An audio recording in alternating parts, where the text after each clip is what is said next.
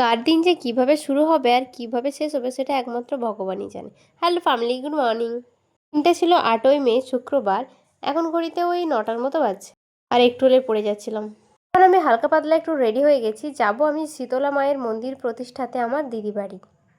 যাচ্ছি আমি আমার সেজো জেঠুর মেয়ের বাড়ি। তো যাওয়ার সময় জ্যাঠাই আমাকে ক্যারি ব্যাগের মধ্যে কিছু আম দিয়ে দিয়েছে, কালকে ঝড়ে পড়েছিল। বলছে যাচ্ছিস এখন দিদির বাড়ি, তাহলে আম দুটো নিয়ে যা। আমি একা যাচ্ছি না, আমার সাথে যাচ্ছে ঠাকু। আমি ঠাকুকেও নিয়ে যাচ্ছি। ঠাকুকে নিয়ে সেরকম তো কোথাও যাওয়া হয় না, আমার ঠাকুমা একদম কোথাও যেতে চায় না। দিদি বাড়িটা যেহেতু বেশি দূরে না, সেই জন্য ভাবলাম চলো, আবার তো চলে আসবো রাত্রিতে। তাই টোটো ডেকে নিয়েছি। ঠাকু এখন রেডি হয়ে গেছে, আমি অপেক্ষা করছিলাম ঠাকুর জন্য। ঠাকুর একটু লেট হলো। মানুষটা যতদিন আমাদের সাথে আছে, আমি এই সুন্দর সুন্দর মুহূর্তগুলো রাখতে চাই স্মৃতি হিসেবে। ঠাকুরকে নিয়ে বেরিয়েছি, ঠাকুর খুব খুশি আর আমারও খুব ভালো লাগছে। তারপর আমি চলে এলাম একদম বড় বড় রসগোল্লা নিতে। ঠাকুর বললো যে দিদির বাড়ির জন্য যেন আমি রসগোল্লাই নিই, তাই ভাবলাম যে ঠাকুর কথা মতো রসগোল্লাই নিই।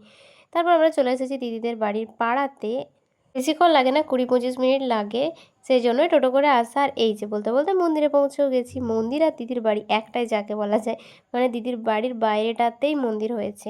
এই যে দেখো না, দিদির বাড়ির গেট থেকে আমি দেখাচ্ছি, কত সামনে দেখছো, ওই বাইরেটাতেই দুটো মন্দির। এদিকে একটা হরি মন্দির, আর ঠিক তার পাশেই হচ্ছে আমাদের শীতলা মায়ের মন্দিরটা, যেটা আজকে প্রতিষ্ঠা হচ্ছে। কালকে মন্দিরের পুজো।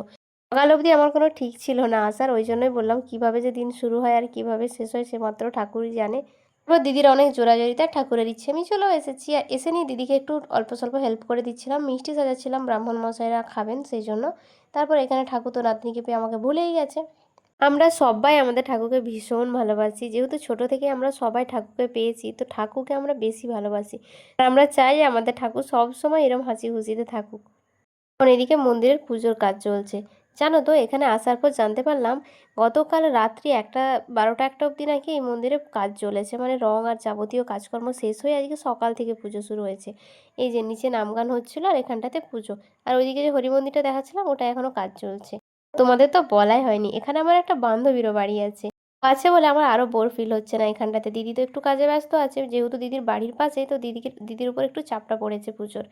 এইদিকে মন্দিরে কাজ হচ্ছিল, হঠাৎ করে আমার চোখ গেল ওই যে পদ্ম ফুলটা করছে কাকুদের ওপরে। কি পরিমাণে রোদ, এত রোদে ওপরে কাজ করছে, আর দিদি এইদিকে তো ব্যস্ত বললামই।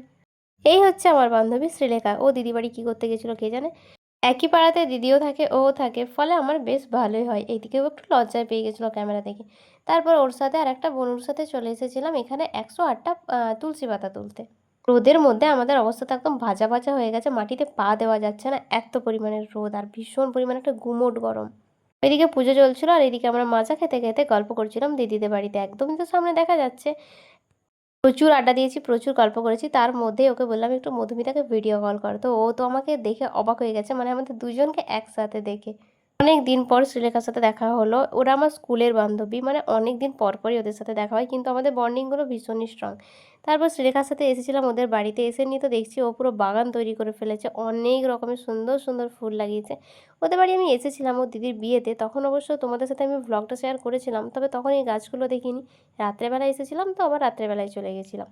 যারা ব্লগ দেখেছিলে তারা নিশ্চয়ই জানতে পারবে। এদিকে একটা পদ্ম গাছ লাগিয়েছে, দেখো কি সুন্দর। তারপর দেখলাম মানি প্ল্যান্ট আছে, সমস্ত রকমের টুকটাক গাছ আছে। তারপর আমি ভেতরে এসে একটু বসলাম ওদের বাড়িতে, ও একটু কাজ করছে। যে মন্দিরে যেসব ব্রাহ্মণ মশাইরা আছেন, ওনারা 5জন ওদের বাড়িতে খাবে, মানে দুপুরবেলা খাওয়া দাওয়া হবে, সেই জন্য আমি এসে নিয়ে একটু হেল্প করে দিচ্ছিলাম। কাকিমা পুজোর কাছে আছে, তো আমি ওকে আলুগুলো একটু ছিলে দিচ্ছিলাম, আর ও একটু ভাতটা বসিয়ে দিল। ভাত বসিয়ে না, চালটা ভিজিয়ে দিল, কাকিমা এসে রান্না করবে। আমি তো রান্নাবান্না একদমই পারি না। তারপর খেতে বেরিয়ে পড়লাম আর খেতে চলেও এসেছি। একদম খোলা মাঠে ঘাসের ওপরে, পরিবেশটা ভালোই ছিল, শুধু গরমটা বাদ দিয়ে। ওইদিকে এইদিকে চারিদিকে খাওয়া দাওয়া হচ্ছে। চলো গরমের মধ্যে খাওয়া দাওয়াটা সেরে নিই। খাওয়া দাওয়া সেরে নিয়ে মন্দিরে আসলাম, এসে নিয়ে দেখছি এখানে হোম হচ্ছে। মোটামুটি অনেক লোকজনই চলে গেছে, খাওয়া দাওয়া যেহেতু ওইদিকে শুরু হয়ে গেছে, একটু দূরেই হচ্ছিলো খাওয়া দাওয়াটা। তার মধ্যে একটা পুচকি আমাকে এসে এত সুন্দর ফুলগুলো দিয়ে গেল। ও এসে বলছে যে আমার জন্য নাকি অনেকক্ষণ থেকে তুলে রেখেছিল, আমি একটু ঘুমোচ্ছিলাম। উঠে নিয়ে দেখছি আমাকে এগুলো দিয়ে গেছে। বাচ্চারা যখন ভালোবেসে এগুলো নিয়ে আসে ভীষণ ভালো লাগে। আচ্ছা চলো তাহলে আজকের ব্লগ এখানে রাখি, দেখা হচ্ছে পরের ব্লগ।